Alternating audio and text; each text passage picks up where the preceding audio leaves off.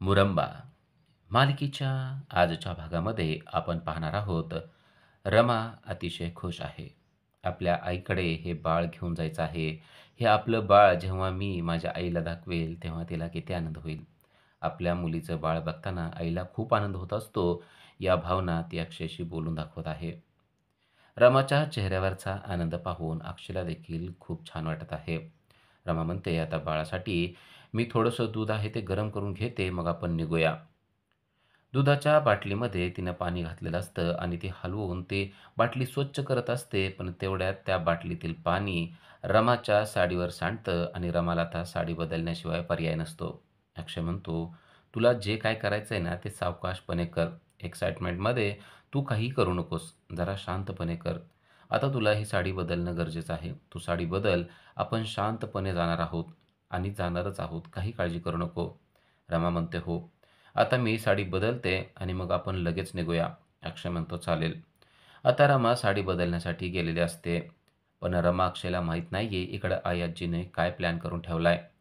आई-आजी, शशिकांत आणि मयुरी हॉलमध्ये बसलेले असतात आणि अक्षय आता पिशवी घेऊन बाहेर पडणारच असतो. तो दारावर त्याला एक धागा लावलेला दिसतो आणि अक्षय बाहेर पडणार असतो. तो म्हणतो, "हा धागा कसला आहे? हा काय प्रकार आहे?"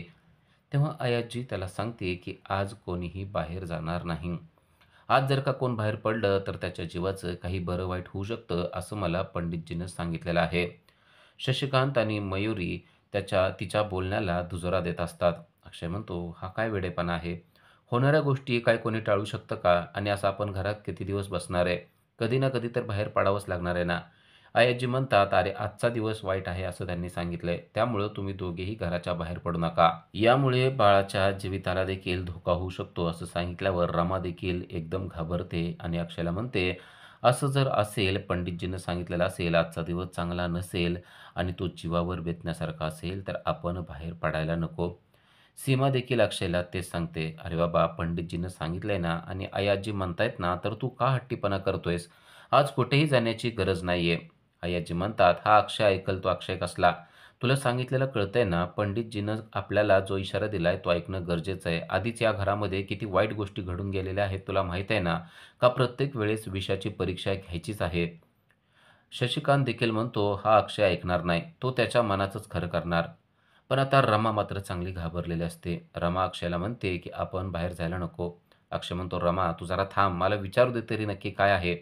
पण इकडून सीमा देखील अक्षयला सांगते, की "आत्ता बाहेर पडणं एवढं गरजेचं आहे का? आत्ता नाही बाहेर गेलं तर चालणार नाही का?" आई-आजी म्हणतात, "अक्षय, एवढे सगळे घरातले लोक सांगतायत, तरी देखील तुला तुझंच खरं करायचं आहे का? तुझंच खरं करायचं असेल, तर तू तुझं खरं कर." शशिकांत म्हणतो, "मला तर असं वाटतंय, हा कोणाचं देखील ऐकणार नाही. त्याच्या मनाचंच करणार आणि मग वाईट काय घडलं ना, तर आपण यालाच दोषी धरायचं." हे सगळं ऐकल्यावर आता अक्षयपुढेही काही पर्याय नसतो. कारण रमा बाळाला घेऊन बेडरूममध्ये निघून गेलेली असते. रमा नाराज झालेली आहे. आज आपल्या बाळाला आईला दाखवायचं होतं आणि आई खूप खुश झाली असती. आता आईला कसं सांगायचं, की आपण येणार नाहीयेत? आईला ते पटेल का? का आईला असं वाटेल, की आपण मुद्दाम हे असं केलेलं आहे? अक्षय म्हणतो, "तू आईला फोन कर आणि फोन करण्यापेक्षा ना तू त्यांना व्हिडिओ कॉल कर आणि व्हिडिओ कॉल करून इथली परिस्थिती दाखव आणि बाळाला देखील त्यांना पाहू दे, म्हणजे त्यांना बरं वाटेल." रमा आईला पहिल्यांदा फोन लावते आणि सांगते, की "आम्हाला आज येणं होणार नाहीये." हे ऐकल्यावर कावेरी आणि मंगल यांना खूपच वाईट वाटतं. त्यांनी बाळासाठी पाळणा सजवून ठेवलेला असतो आणि चाळीतील महिलांना देखील बाळाच्या स्वागतासाठी बोलवलेलं असतं. रमा आता आईला बाळ दिसावं म्हणून व्हिडिओ कॉल लावते आणि व्हिडिओ कॉलवर आईला सांगते, की "तुला बाळाला बघायचं होतं ना, आता डायरेक्ट त्याला कधी आणता येणार आहे मला माहीत नाहीये, पण आत्ता मात्र मी तुला बाळाला दाखवते." कावेरी जेव्हा बाळाला पाहते, तेव्हा तिला सुखद धक्काच बसतो. किती गोंडस आणि गोड बाळ आहे हे. कावेरी आणि मंगल बाळाची तोंड भरून स्तुती करतात. "लवकरात लवकर बाळाला घेऊन ये बरं का." रमा असं देखील रमाला सांगतात. रमा म्हणते, "हो, आज नेमकं आम्ही निघालो होतो, पण पंडितजीनं सांगितलं, की आजचा दिवस चांगला नाहीये, त्यामुळं घराच्या बाहेर पडू नका. त्यामुळं काहीतरी होऊ शकतं, असं सांगितल्यामुळंच आम्हाला बाहेर पडता आलं नाही." असं कारण देखील रमाने कावेरी आणि मंगल यांना सांगितलेलं असतं. पण अक्षय म्हणतो, की "काही काळजी करू नका. आजचा दिवस खराब असला, तरी काय प्रत्येक दिवस खराब असणार आहे का? एके दिवशी आम्ही बाळाला नक्कीच घेऊन येऊ." हे ऐकल्यावर कावेरी आणि मंगल यांना अतिशय आनंद होतो. आजचा दिवस तुम्ही घरातच काढा, कुठेही जाऊ नका, असं देखील त्या सांगतात. इकडे आई-आजी आणि शशिकांत मात्र खूपच खुश झालेले आहेत. ते ड्रिंक करत बसलेले आहेत आणि शशिकांत म्हणतो, "एका दोऱ्यानं हे सगळं काम केलं." तेवढ्यात मयुरी पण येते आणि म्हणते, "खरंच आज अक्षय आणि रमाला अडवून आपण खूप चांगलं काम केलेलं आहे. नाहीतर हे बाळ त्यांच्याकडे जर गेलं, तर सतत रमा त्यांच्याकडे जात राहणार आणि मग ते कालांतराने चाळीतली भाषा शिकणार, चाळीतल्या लोकांप्रमाणे शिव्या देणार.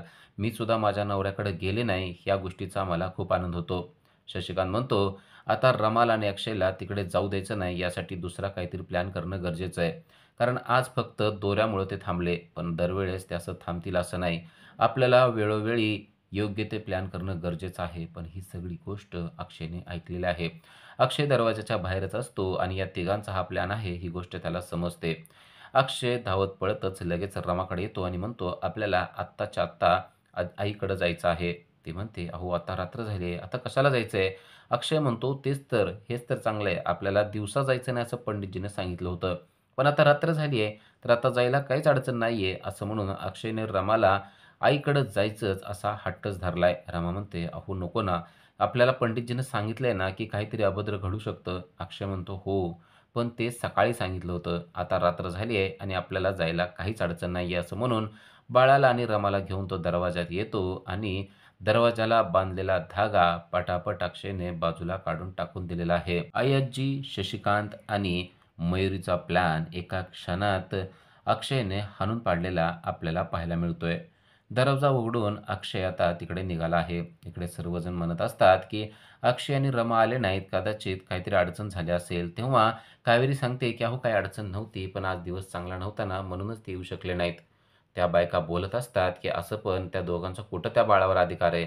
बिना आईचं पोर आहे ते." तेवढ्यात अक्षय आणि रमा येतात आणि म्हणतात, की "कोण म्हणतं असं? ते बाळ आमचं आहे आणि आम्ही त्याचे पालक आहेत." एका क्षणात रमा आणि अक्षयने वाईट बोलणाऱ्या लोकांचं तोंड बंद केलेलं आपल्याला पाहायला मिळतं. अक्षय आणि रमा आलेले पाहून कावेरीला खूपच आनंद झालेला आहे. मंगल देखील खूप आनंदात आहे. अचानक रमा आणि अक्षय आले आणि ते बाळाला घेऊन आलेले आहेत. कावेरीला बाळाला बघायचं असतं, पण रमा म्हणते, "सर्वांनी अगोदर सॅनिटायझर हातात घ्या, म्हणजे बाळाला काही इन्फेक्शन होणार नाही." कावेरी म्हणते, "पहिल्यांदा माझ्या हातावर सॅनिटायझर टाका." हात स्वच्छ करून कावेरी म्हणते, "पहिल्यांदा मी बाळाला घेणार आहे." आणि रमाने पहिल्यांदा कावेरीच्या हातातच बाळाला ठेवलेलं आहे. गोंडस गोजीरवानं बाळ पाहून कावेरीला खूपच आनंद झालाय. "खरंच गं, बाळ किती गोड आणि गोंडस आहे, छान आहे." असं म्हणून मंगलनं देखील त्याची तारीफ केलेली आहे. आज बाळाला पाहण्याचा योग होताच आणि तो पूर्ण झाला, त्यामुळे त्या दोघीही खुश आहेत. अक्षय देखील या सर्व गोष्टींमुळे खुश आहे. कारण कावेरी आणि मंगल यांनी बाळाच्या एंट्रीची चांगलीच तयारी करून ठेवलेली असते आणि आसपासच्या महिलांना सुद्धा त्यांनी बोलवलेलं असतं. आसपासच्या महिला देखील बाळाचं चांगलंच कौतुक करत असतात. बोलत असतानाच असा विषय निघतो, की "आता तुम्ही बाळाचं बारसं तिकडं केलंय ना, तसंच बाळाचं बारसं इकडं देखील करा." रमाला देखील ही कल्पना पटते. रमा आईला म्हणते, की "खरंच आपण बाळाचं बारसं इथं करूया."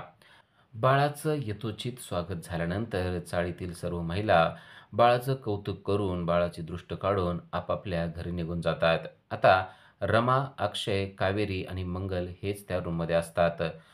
कावेरी अक्षय आणि रमा यांना सांगते, की आता बाळाचं जावळ काढणं गरजेचं आहे. पण बाळाचा मामा याची जबाबदारी घेण्यास तयार नाहीये, असं अक्षय सांगतो. आरतीच्या घरचे आता या बाळाशी कसलाही संबंध ठेवण्यास तयार नाहीयेत, असं अक्षयने सांगितल्यानंतर कावेरी आणि मंगल यांना वाईट वाटतं.